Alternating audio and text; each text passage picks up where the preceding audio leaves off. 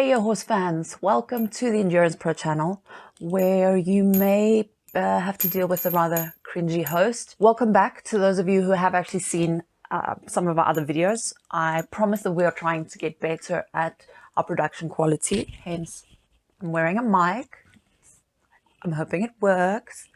And to those of you who are here for the first time, welcome. I really hope that you enjoy it and that you learn something. Today we are going to be looking at something that in theory is quite easy to do, but in practice not so much, right? So we are going to be looking at cheek protectors. They typically come in sets and they are meant to go on either side of the bit so that it doesn't pinch your horse's mouth. So this is pretty much how that works, right? So I'm going to be putting this on Kwacha's bit today. If you don't know who Kwacha is, I recommend that you have a look at our How to Trot Out video, which I'm going to try and put somewhere above here, so I'm not sure which way to point. His bit currently does not have any cheek protectors on, as you can see. So putting on cheek protectors is much more difficult than what it sounds. The first few times that I did it, I swore too much. Arguably, maybe. Anyway, so today I'm going to try and do it without swearing. And if I do, I'll have to go back and bleep it out, won't I? Okay, so here we go. A lot of people say that you should soak these in boiling water before you get started. In my experience, that helps absolutely zero. And I think the reason for that is because everything is then wet, right? By the time you've dried it off, it's no longer got its squishy and elasticity, what. So I prefer to do it just as is. Okay, this has to go over this. Yeah, it's as difficult as it looks. What I usually try to do is when you put it over, it's good to get a finger in there. So this could be a finger and or a metal object like such. The reason that I like to do this is because it kills your soul a bit less every time that you let go of it and it goes back to its original form. So from there, you just keep squishing, right? So I don't even know if you guys can see this. Anyway, so the knife fell out, but now there's enough for me to put my finger in.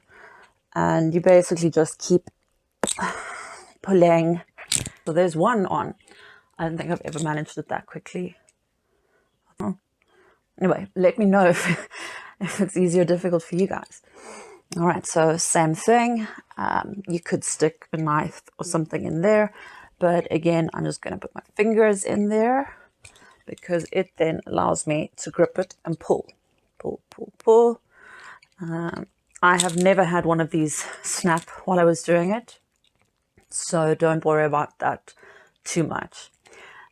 This, of course, does become a little more tricky when you have something that's not as simple as a loose ring snaffle. So let's have a look at it on a different kind of bit. Here we have a bit that is honestly actually too strong for any horse. I know that it's not legal in certain other equestrian disciplines. I can't think now which ones. So I used it for a little while because I couldn't get the normal Portuguese snaffle anywhere. So the idea was always to sort of just angle grind it off there, but I never got that far, and the horse that I intended to use it on actually reacted quite well. Normal loose snaffle thing. Yeah. So I'm actually just going to take this one off just to show you guys that in principle it's kind of the same thing, right? All right, so this is a slightly more tricky one to do. Yes, it's dirty. I'm sorry. Okay, so first few make you feel like a gold. And then it's basically the same as trying to get it over here. See? Okay. So same thing happens. You just keep pulling. Maybe rest it on your leg. I don't know. Whatever works for you. Okay. And then again, just the moment you can get something in there, it really gets easier, whether that's a finger or a butter knife or whatever. As you can start to see.